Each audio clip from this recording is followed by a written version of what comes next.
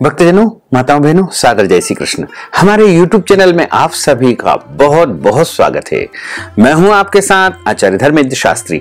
सबसे पहले आपको और आपके पूरे परिवार को रक्षाबंधन महापर्व की बहुत बहुत शुभकामनाएं और बधाइयां। भगवान श्री हरि लक्ष्मी नारायण जी का भरपूर आशीर्वाद आप सभी के जीवन पर सदैव बना रहे। आप सभी सुखी रहें, स्वस्थ रहें, व्यस्त रहें, मस्त रहें। आज हम आपको बताने जा रहे हैं कि इस बार वर्ष 2025 में रक्षाबंधन का मुहूर्त कब रहेगा, राखी बांधने की विधि क्या रहेगी तथा किस प्रकार से आपको रक्षाबंधन का पर्व मनाना चाहिए। रक्षाबंधन की संपूर्ण जानकारी इस वीडियो के माध्यम से हम आप सभी को प्रदान करने जा रहे हैं।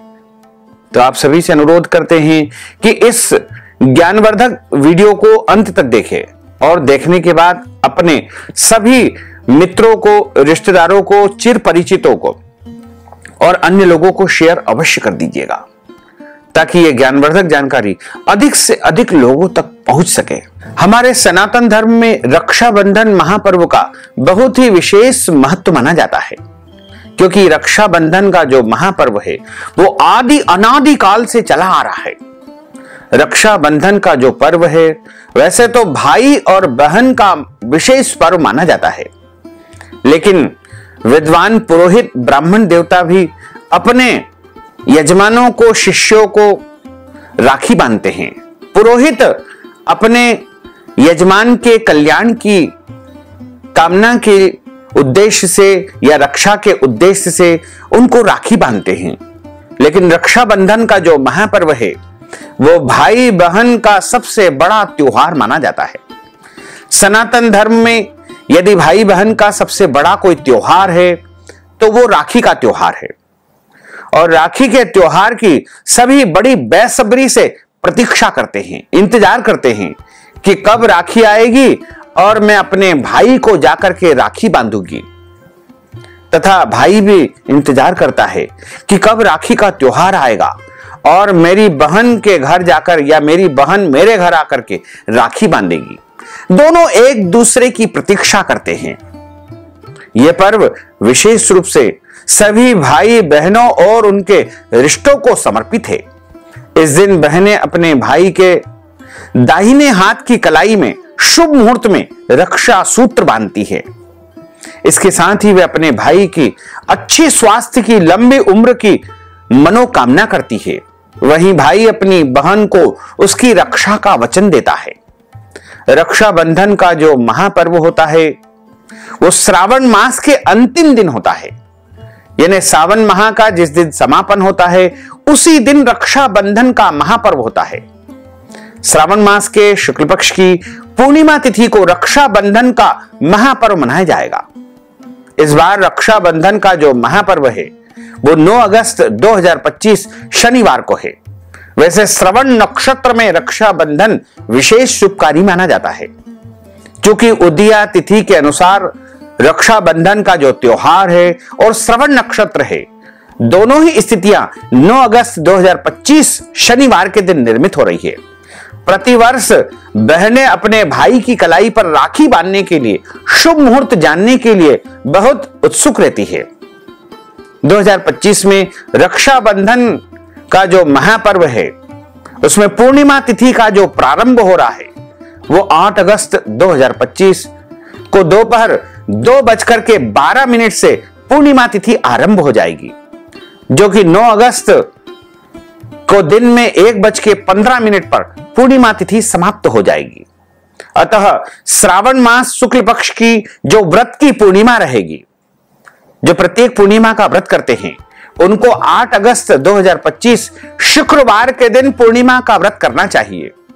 और स्नान दान की जो पूर्णिमा है, श्रावण मास के समापन की जो पूर्णिमा है, जिसे नारियल पूनम के नाम से जाना जाता है, श्रावणी पूर्णिमा, सावन का अंतिम दिन, सावन मास का समापन दिन, जो कि 9 अगस्त 2025 शनिवार के दिन ही रहेगा। इसी दिन अपने इष्ट देवता को, कुल देवता को, गुरुजनों को, देवी देवताओं को राखी बांधे और राखी अर्पण करे तथा श्रवण कुमार का पूजन भी इसी दिन करना है। एवं सभी ब्राह्मण देवताओं को इसी दिन श्रावणी कर्म करना चाहिए। श्रावणी का अर्थ होता है कि जो ब्राह्मण यज्ञोपवीत धारण करते हैं उनको श्रवण नक्षत्र में यज्ञोपवीत परिवर्तित करने का विधान बताया गया है, जिसमें उपाकर्म भी कहा जाता है, हेमाद्री भी इसे कहा गया है। इसमें प्रायश्चित्त संकल्प होता है, सप्तऋषि का पूजन होता है और यज्ञोपवीत परिवर्तित होता है, जो कि इस बार 9 अगस्त 2025 शनिवार को ही रहेगा। इसे ब्रह्म पर्व के रूप में भी माना गया है। इस बार भद्रा का आरंभ 8 अगस्त को हो जाएगा। क्योंकि राखी बांधने में भद्रा काल का विशेष महत्व माना जाता है, भद्रा देखी जाती है। भद्रायाम द्वैन कर्तव्यम श्रावणी फाल्गुनी तथा। भद्रा काल में 2 कर्म बिल्कुल नहीं करना चाहिए, एक होता है श्रावणी और दूसरा होता है फाल्गुनी। श्रावणी का अर्थ होता है राखी बांधना और फाल्गुनी का अर्थ होता है होलिका दहन करना। इसलिए कभी भी भद्रा के समय में राखी नहीं बांधना चाहिए।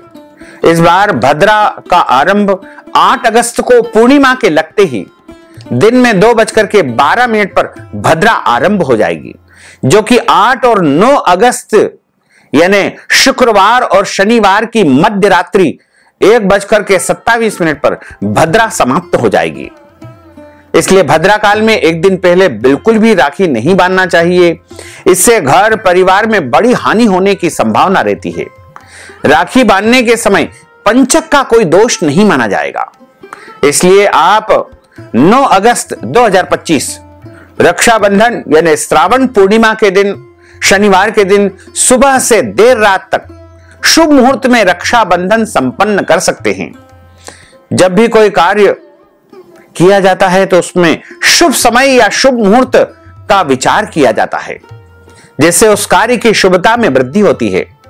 भाई बहन के रिश्ते को अटूट बनाने के लिए राखी बांधने का कार्य शुभ मुहूर्त में ही करना चाहिए। राखी बांधने का जो सबसे शुभ मुहूर्त रहेगा, चौघड़िए के अनुसार जो शुभ समय रहेगा, वो 9 अगस्त 2025 शनिवार को सुबह 7:30 बजे से 9 बजे तक पहला मुहूर्त रहेगा। उसके बाद दोपहर में 12 बजे से लेके दोपहर बाद 4:30 बजे तक चर, लाभ और अमृत 3 चौघड़िए रहेंगे। इनमें भी आप राखी बांध सकते हैं। इसके अलावा शाम को प्रदोष काल में 6 बजे से लेके 7:30 बजे तक का जो मुहूर्त रहेगा, उसमें भी आप राखी बांध सकते हैं। तथा रात में यदि आप राखी बांधना चाहते हैं, वैसे रक्षाबंधन का जो पर्व है वो दिन में ही मनाना चाहिए, सूर्यास्त के बाद नहीं मनाना चाहिए। लेकिन किसी कारणवश यदि राखी नहीं बांधते हैं तो आपातकालीन स्थिति में प्रभु का स्मरण करते हुए, भगवान का ध्यान करते हुए आप रात्रि काल में भी राखी बांध सकते हैं। रात में 9 बजे से लेकर 12 बजे तक शुभ और अमृत का चौघड़िया रहेगा। इस समय आप रक्षाबंधन का कार्य संपादित कर सकते हैं। ध्यान रखें, जब भी राखी बांधे तो अपने भाई को किसी भी आसन पर, चौकी पर या पटे पर बिठाएं। नीचे जमीन पर बिठा करके राखी नहीं बांधना चाहिए और उनका मुंह पूर्व दिशा की ओर होना चाहिए, क्योंकि जब भाई का मुंह पूर्व दिशा की ओर रहेगा तो बहन पश्चिम मुखी रहेगी। इसलिए पूर्व पश्चिम मुख रख करके भाई बहन को राखी बांधना चाहिए। या तो बहन पूर्व दिशा में मुंह करके राखी बांध सकती है या भाई पूर्व दिशा में मुंह कर ले। दोनों को पूर्व पश्चिम की तरफ में मुंह करके राखी बांधना चाहिए।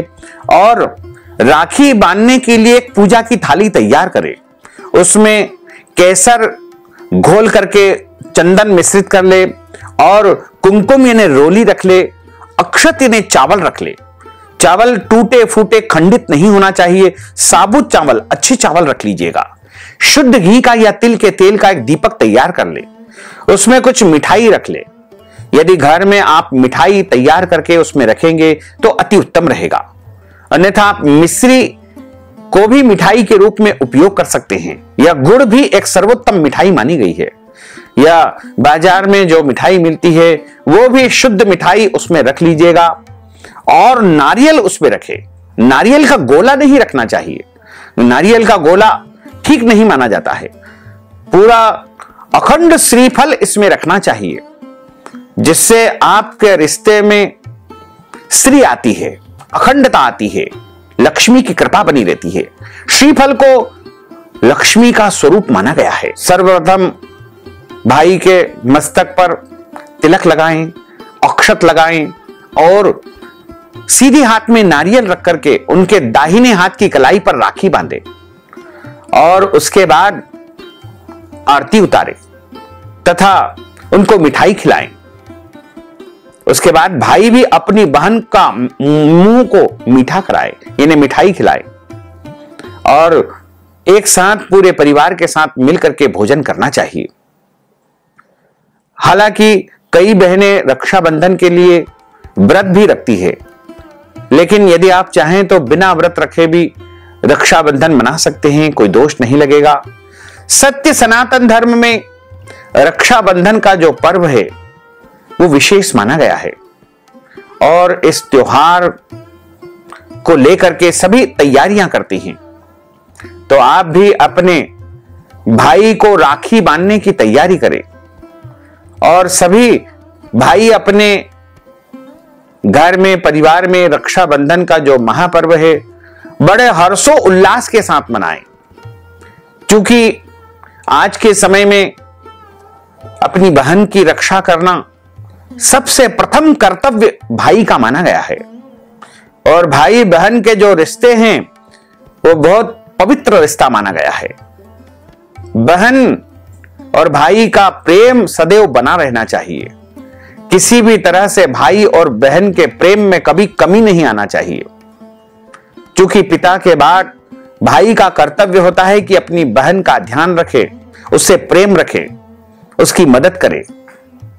आज के समय में इस आपाधापी के युग में सभी दूर रहते हैं, भाई बहन एक दूसरे से मिल नहीं पाते हैं, तो कम से कम एक दिन रक्षाबंधन के दिन थोड़ा सा समय निकाल करके या तो भाई अपनी बहन के घर चले जाएं या बहन अपने भाई के घर चली जाए और मिलजुल करके बड़े प्रेम और हर्षो उल्लास के साथ में रक्षाबंधन के त्योहार को मनाना चाहिए। तो भक्तजनों, माताओं, बहनों, हमने जो आपको ज्ञानवर्धक जानकारी प्रदान की है इसको आप अधिक से अधिक लोगों को शेयर करिएगा, लाइक करिएगा, कमेंट करिएगा और यदि अभी तक आपने सब्सक्राइब नहीं किया है तो अभी और इसी समय सब्सक्राइब कर लीजिए ताकि इसी प्रकार की ज्ञानवर्धक वीडियो आपको सबसे पहले प्राप्त हो सके। आपको और आपके पूरे परिवार को सादर जय श्री कृष्ण, सादर धन्यवाद।